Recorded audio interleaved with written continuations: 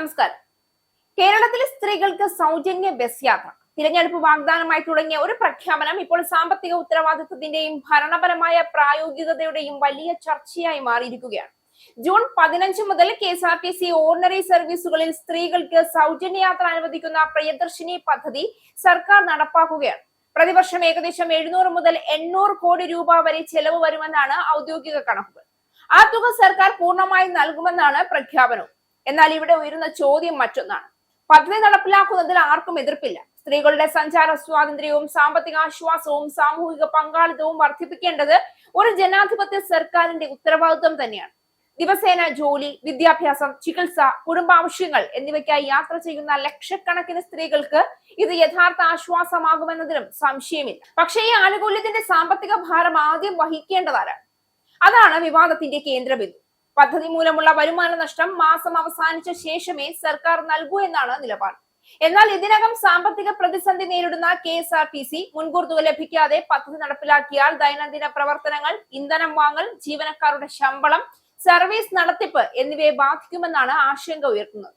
സ്ത്രീകൾക്ക് ഓർഡിനറി ബസ്സുകളിൽ സൗജന്യ യാത്ര ഒരുക്കുന്ന പ്രിയദർശിനി പദ്ധതി തുടങ്ങും മുൻപ് തന്നെ പ്രതിസന്ധി കനക്കുകയാണ്. KSRTCക്ക് മുൻകൂർ പണം അനുവദിക്കില്ല എന്ന സർക്കാർ നിലപാടാണ് തർക്കത്തിന് കാരണം. അതേസമയം സർക്കാർ പറയുന്നത് വ്യക്തമാണ്. ഈ പദ്ധതിയുടെ മുഴുവൻ ബാധ്യതയും സർക്കാർ ഏറ്റെടുക്കും. സ്ത്രീ ശാക്തീകരണത്തിനും പൊതുഗതാഗത പ്രോത്സാഹനത്തിനുമായി ചിലവ് ചെയ്യുന്നത് ചെലവല്ല, നിക്ഷേപമാണ് എന്നാണ് അവരുടെ വാദം. പദ്ധതി മുന്നോട്ട് കൊണ്ടുപോകണമെങ്കിൽ മുൻകൂർ തുക അനുവദിക്കണമെന്ന് KSRTCയും ആവശ്യപ്പെട്ടു.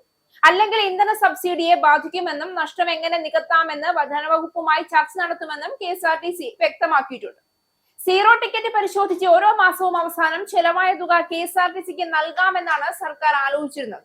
എന്നാൽ അത് കോർപ്പറേഷനെ ബാധിക്കും. 45 ദിവസത്തെ ക്രെഡിറ്റ് വ്യവസ്ഥയിൽ 3 രൂപ 10 പൈസ കുറച്ചാണ് ഇന്ധന കമ്പനികൾ KSRTCക്ക് ഇന്ധനം നൽകുന്നത്. പ്രിയദർശിനി പദ്ധതി വരുന്നതോടെ വരുമാന നഷ്ടമുണ്ടാകും. ഇതോടെ ഇപ്പോഴുള്ള സബ്സിഡി കമ്പനികൾ ഒഴിവാക്കുമോ എന്ന ആശങ്ക KSRTCക്ക് ഉണ്ട്. ഒന്നെങ്കിൽ മുൻകൂറായി പണം നൽകണം, അല്ലെങ്കിൽ ഓരോ ദിവസം ടിക്കറ്റുകൾ നോക്കി ചെലവായ തുക നൽകണമെന്നാണ് KSRTCയുടെ ആവശ്യം. ഈ കാര്യത്തിൽ ഒരു അന്തിമ തീരുമാനത്തിലേക്ക് സർക്കാർ പോയിട്ടില്ല. കൂടുതൽ ചർച്ച നടക്കുമെന്നാണ് അറിയിച്ചിട്ടുള്ളത്. അപ്പോൾ ചോദ്യം ഇതാണ്: സ്ത്രീകൾക്ക് സൗജന്യ യാത്ര നൽകുന്നത് തെറ്റാണോ? അല്ല. പക്ഷേ സാമ്പത്തികമായി തുടർന്നു നിൽക്കുന്ന ഒരു പൊതുമേഖലാ സ്ഥാപനത്തെ ആദ്യം പണം ചെലവഴിക്കാൻ നിർബന്ധിക്കുകയും പിന്നീട് പണം നൽകാമെന്ന് പറയുകയും ചെയ്യുന്നത് ന്യായമാണ്. സാമൂഹ്യനീതിയും സാമ്പത്തിക യാഥാർത്ഥ്യവും നേർക്കുനേർ വന്നാൽ മുൻഗണന ഏതിനാണ്? ജനക്ഷേമ പദ്ധതികൾ പ്രഖ്യാപിക്കുന്നത് എളുപ്പമാണ്.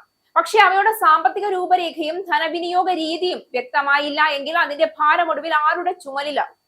സ്ത്രീ ശാക്തീകരണത്തിന്റെ പേരിൽ ഒരു ചരിത്ര നിർണയം നടക്കുകയാണോ, അതോ ജനപ്രിയ പദ്ധതിയും സാമ്പത്തിക യാഥാർത്ഥ്യവും തമ്മിലുള്ള ആദ്യ ഏറ്റുമുട്ടലാണോ നടക്കുന്നത്? വീണ്ടും കടക്കണിയിലേക്ക് കൂപ്പുകുത്താൻ വയ്യ എന്ന് നിലവിളിക്കുന്ന വലിയൊരു തൊഴിലാളി വർഗത്തിന്റെ നിലവിളി കൂടി കേൾക്കേണ്ട ബാധ്യത സർക്കാരിനുണ്ട് എന്നത് യാഥാർത്ഥ്യം. എന്നാൽ അതിൽ തട്ടി സർക്കാർ വാഗ്ദാനം തകർന്നാൽ അത് തുടക്കത്തിൽ തന്നെ കോൺഗ്രസ് മന്ത്രിസഭയ്ക്ക് വലിയ തിരിച്ചടിയായി മാറും. ചെകുത്താനും കടലിനും നടുവിലാണ് ഈ വിഷയത്തിൽ സർക്കാർ എന്ന് പറയാതെ വയ്യ.